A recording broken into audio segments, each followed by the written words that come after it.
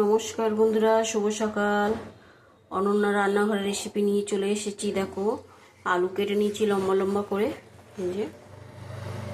আর এই ডাঁটা নিয়ে নিয়েছি, ডাঁটা দিয়ে, সজনের ডাঁটা দিয়ে আলু দিয়ে পোস্ত হবে। তোমরা যদি মনে করো আলুগুলি লম্বা কেন কেটেছি বলো তো, ডাঁটাগুলিও লম্বা, তাই জন্য লম্বা লম্বা আলু কেটেছি। তাহলে গোল করেই কেটে পোস্ত করি। চলো যাওয়া যাক, রান্নায় বসে দিই। দেখো বন্ধুরা, কড়াই বসিয়ে দিয়েছি, কালো জিরে ফোড়ন দেবো।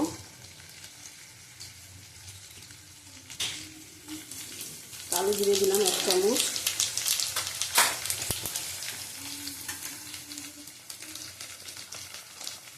ডাঁটা দিলাম,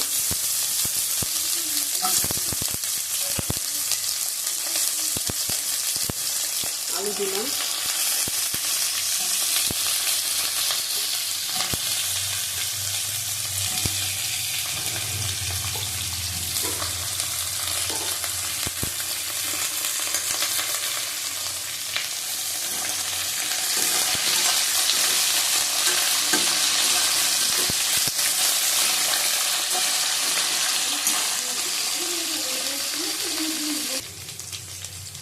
চারটে লঙ্কা দিয়ে দিলাম,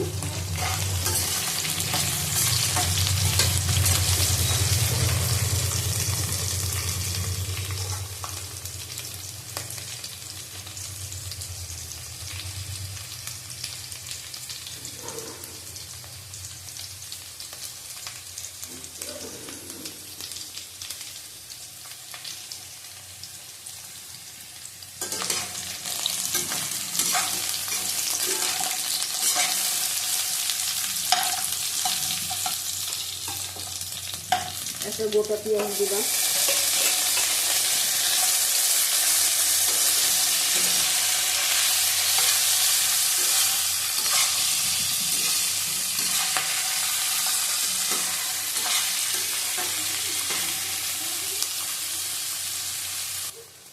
এবার একটা টমেটো দিয়ে দিলাম, ওই 2টো টমেটো আছে।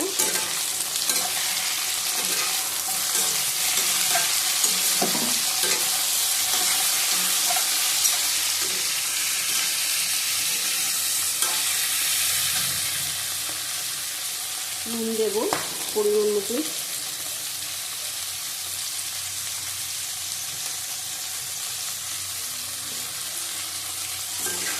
চামচ নুন দিলাম,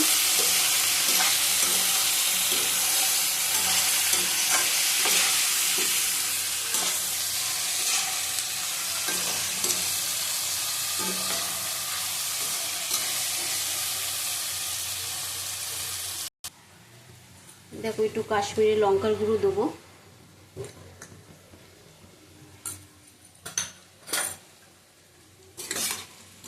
দিয়ে এবার জল দিয়ে দেবো, পোস্তটা পরে দেবো।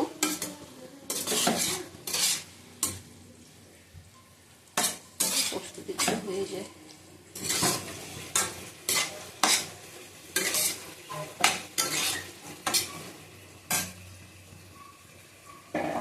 এই যে পোস্তর মধ্যে শুকনো লঙ্কা বাটা আছে,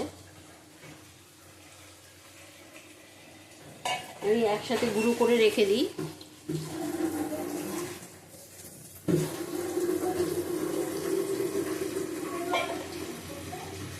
হলুদ দেবো না পোস্ত,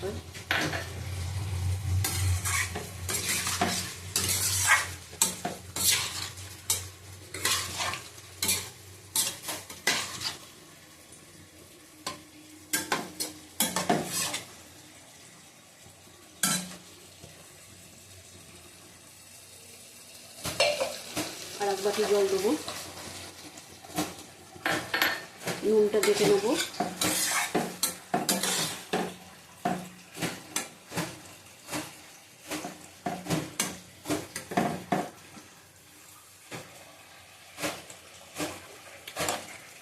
নুন লাগবে,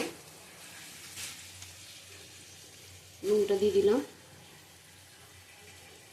2 চামচের মতো নুন দিলাম,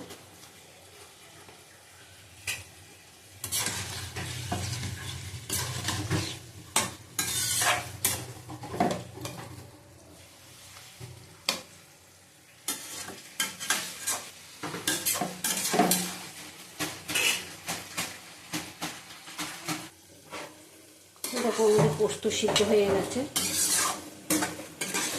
ডাঁটা আলু সবই সিদ্ধ হয়ে গেছে, ভেঙেও গেছে কয়েকটা। নামিয়ে নেবো। ডাঁটাটা একটু দেখে নিই, ডাঁটাও সিদ্ধ হয়ে গেছে। নুনটা দেখে নিই, সুন্দর হয়েছে। আজকে অনন্যা রান্নাঘরের পোস্ত, তোমরা এভাবে করে খাবে, ভালো লাগবে পেঁয়াজ দিয়ে। আমাদের পোস্ত রেডি, সজনের ডাঁটা দিয়ে আলু দিয়ে পোস্ত। আবার অনন্যা রান্নাঘর নিয়ে কালকে আসবো। টাটা, তোমরা ভালো থাকো, সুস্থ থাকো।